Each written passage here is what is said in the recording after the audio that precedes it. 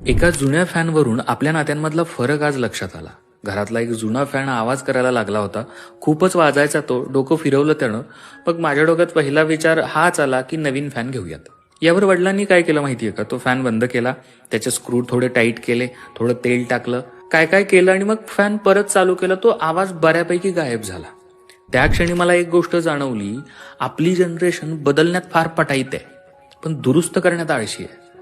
आवाज येतोय नवा फॅन, थोडं फ्रिक्शन आहे, नवं नातं, बोलणं अवघड झालंय, लेट इट बी. आपण लगेच कन्क्लूड करतो, हे चालणार नाही, हे माझ्यासाठी नाही, लोक बदलत नाहीत. पण आपल्या आईबाबांची, आजी आजोबांची जनरेशन वेगळी होती. त्यांच्याकडे पर्याय कमी होते, पण संयम जास्त होता. ते थांबायचे, बोलायचे, एकमेकांचं ऐकायचे.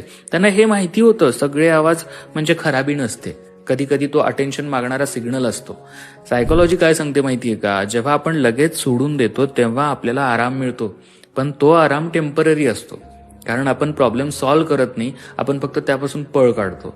आणि जेव्हा पळणं सवयीचं बनतं तेव्हा प्रत्येक नातं, प्रत्येक बॉन्ड थोडा त्रास झाला की आपल्याला रिप्लेस करावंसं वाटतं.